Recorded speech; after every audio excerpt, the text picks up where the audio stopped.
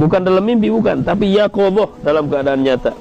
Maka Syekh Sultanah, beliau minta sama Allah, ya Allah, anak nggak minta apa-apa dengan memperbanyak sholat ini, hanya satu, ya Allah, anak ingin duduk dengan Rasulullah SAW dalam keadaan nyata, bukan dalam keadaan mimpi.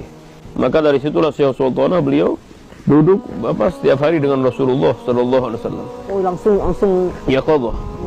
Itu wali ada magomnya di sana, di Hadramut ada. Kamu serta terjaga dengan Rasulullah. Terjaga. Bahkan setelah itu datanglah Sayyidina Abu Bakar As-Siddiq berbincang dengan Syekh Sultanah, Sayyidina Umar, Sayyidina Utsman, Sayyidina Ali. Bahkan orang tetangganya tahu, katanya saking sering Syekh Sultanah duduk dengan para sahabat yang 4 tersebut, tetangganya aja tahu, oh ini suara Sayyidina Abu Bakar As-Siddiq, oh ini suara Sayyidina Umar, oh ini suara Sayyidina Utsman, oh ini suara Sayyidina Ali. Bukan itu saja, ulama-ulama yang alim-alim di zaman beliau bertanya tentang ilmu fikih, nahwu, shorof, tauhid, ilmu yang 12 ban kepada Syekh Sultanah. Dan Syekh bertanya, iya, dijawab. Bisa jawab. Dan Syekh Sultanah menanyakan hukum tersebut langsung kepada Rasulullah sallallahu alaihi wasallam. Langsung kepada Rasulullah. Jika ingin tahu kabar-kabar, ja'ahun nabi wastiddar. Nabi langsung datang di dalam rumahnya Syekh Sultanah. Makanya orang dulu di daerah Tarim, di luar Tarim, kalau Syekh Sultanah itu tempatnya di luar kota Tarim, dekatnya Sayyidina Muhajir di sana. Itu dikatakan kalau ada orang mau minta hajat, datang ke Syekh Sultanah. Syekh Sultanah, aku mau bangun rumah, hari apa yang bagus? Sebentar, aku tanya ke Nabi. Masuk ke kamar, Nabi langsung ada, ya godoh.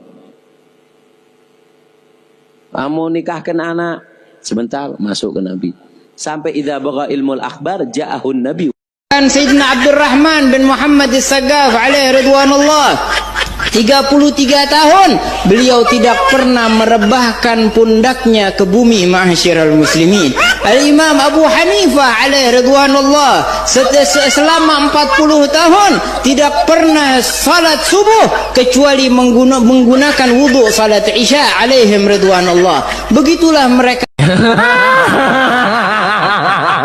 Dan satu hal yang hendak saya ingatkan, Nabi sallallahu alaihi wasallam telah bersabda, "Tsumma fitnatu sarra."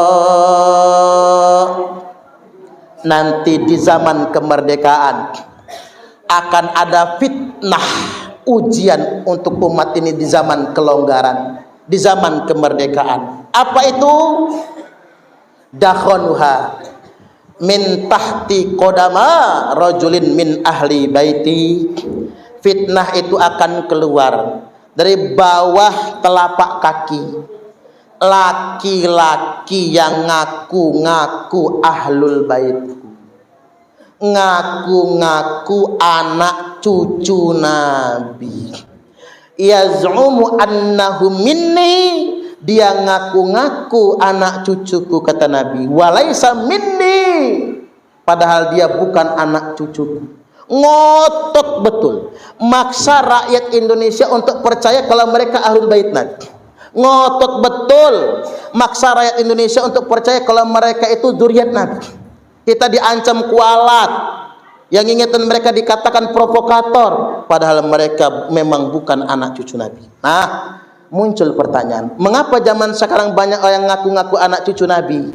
Karena Imam Mahdi mungkin akan segera muncul. Ciri Imam Mahdi akan segera muncul, banyak yang ngaku-ngaku anak cucu Nabi. Kalau kemarin kan banyak yang ngaku Nabi, namanya Nabi palsu. Sekarang banyak yang ngaku cucu Nabi, namanya cucu palsu. Mengapa banyak cucu-cucu palsu? Karena Imam Mahdi akan turun. Tanda Imam Mahdi akan datang, banyak yang ngaku anak cucu Nabi. Mengapa? Karena Imam Mahdi itu keturunan Kanjeng Nabi. Al-Mahdiyu minna, Imam Mahdi itu keturunan kami, kata Rasul. Ahlul bait, dia merupakan ahlul bait Nabi.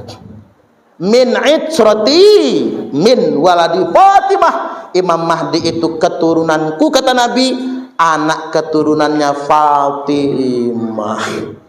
Namun kita harus waspada dengan orang-orang yang ngaku-ngaku anak cucu Nabi untuk menghindari Imam Mahdi palsu. Makanya dalam ajaran Islam, apabila ada yang ngaku-ngaku sebagai anak cucu Nabi, maka hukumnya ada 3. 1, yudrabu dorban waji'a, pukul dia dengan pukulan sekeras-kerasnya. Tapi ini nggak bisa dipraktekkan ya, karena zaman sekarang hukum pukul itu udah nggak ada lagi. Kalau zaman dulu kan ada cambuk kan, hukum cambuk nggak ada lagi. Kalau kita pukul dewek, bu, main hakim sendiri. Kita melangkahi kewenangan penegak hukum. Negara kita negara hukum, ada polisi, ada jaksa, ada hakim. Kalau belum dipunis hakim, ada praduga tak bersalah. Nah, yang kedua, wa yusyahar bihi. Kalau ada yang ngaku-ngaku anak cucu Nabi, viralkan. Karena ulama mewajibkan kalau ada yang ngaku-ngaku anak cucu Nabi padahal bukan, wa yusyahar bihi, viralkan. Upload di Facebook, di Twitter, di Instagram, di YouTube, beritakan di media-media televisi, ini bukan anak cucu Nabi. Sama kayak Nabi palsu, ada namanya Ahmad Musodek ngaku Nabi, Lia Eden ngaku malaikat Jibril. Di perbatasan Jawa Barat, Jawa Tengah ada namanya Nabi namanya Tugimin. Saya kalau nabinya Tugimin, gimana sholawatnya, bu? Allahumma sholli ala sayyidina Tugimin wa ala ali sayyidina Tugimin sallallahu ala Tugimin. Repot kita. Nah, itu harus dipiralkan. Kalau ada yang ngaku-ngaku Nabi, kita viralkan. Yang ngaku-ngaku anak cucu Nabi juga kita viralkan, sampai tidak ada lagi yang berani ngaku-ngaku anak cucu Nabi nantinya. Dan kemudian yang ketiga, wayuh basu zamanan tawila, penjarakan dia dengan penjara yang dalam jangka lama agar dia bertaubat. Makanya hati-hati kalau di Waisulan atau di mana-mana di negara kita ini ada yang nunjuk dirinya dalam darah aneh nih, mengalir darah Rasulullah. Kalau ada yang begitu, katakan Anda harus bertaubat, karena Anda tidak boleh ngaku-ngaku anak putu Kanjeng Nabi. Kami adalah Laskar Sabilillah, pecinta Wali Songo dan para anbiya, pewaris peradaban Islam di Nusantara hingga berkibar bangsa Indonesia.